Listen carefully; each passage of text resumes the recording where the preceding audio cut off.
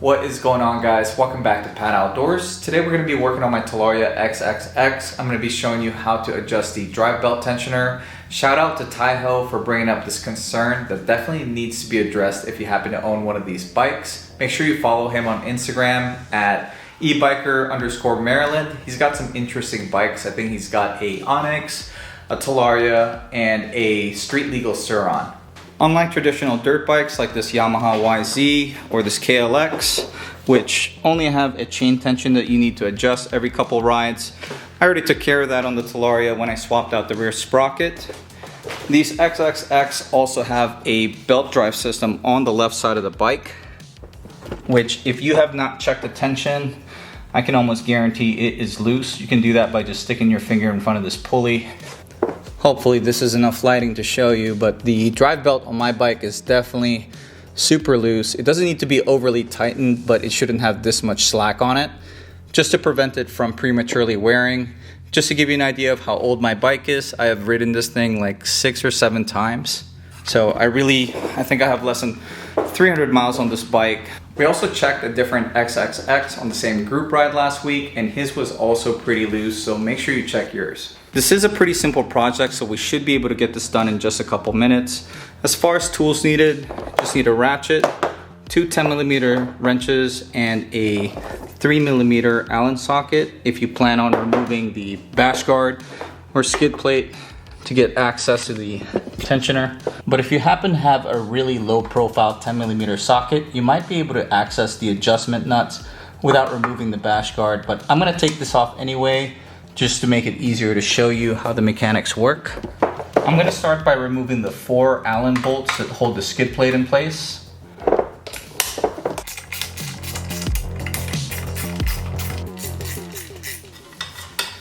From my understanding, it should be very similar to tightening an alternator on a car, where there's just a lock nut in place and a tensioner adjustment. So if you worked on a lot of cars before, it should be a pretty simple job. All right, let's take a closer look at that tensioner adjustment. It's very similar to an alternator.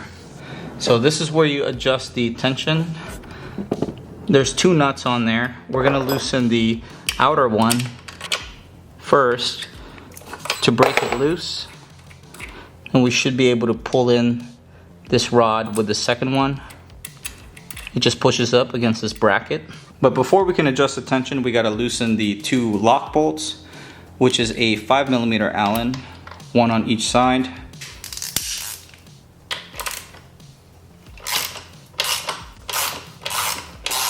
We're not going to remove it, just loosen it enough so we can rotate the motor.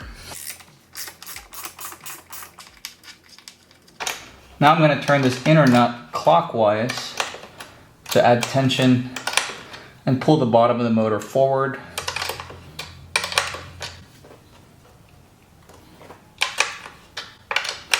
Yeah, we got a lot of room to go. This belt is super loose. Really glad that he pointed this out. I got it pretty much where I want it. We don't want the belt super tight. That just adds tension to the overall drivetrain. Once there's minimal slack, I'm gonna lock it in place. You just hold the inner nut with a 10mm wrench and then take a second one, turn clockwise against it, and then that'll jam the adjustment in place. Torque down the lock bolts on both sides.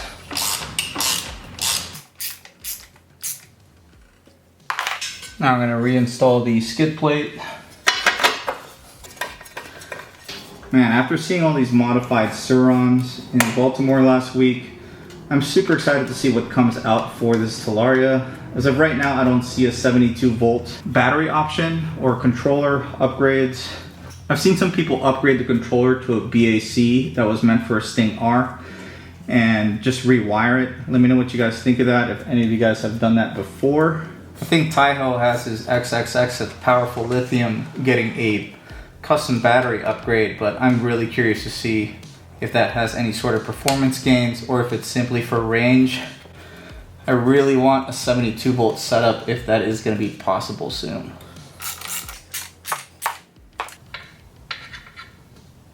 That's it, you can just barely move the belt now. So it's not overly tensioned, we just reduce the slack significantly, which should prevent this belt from prematurely wearing out.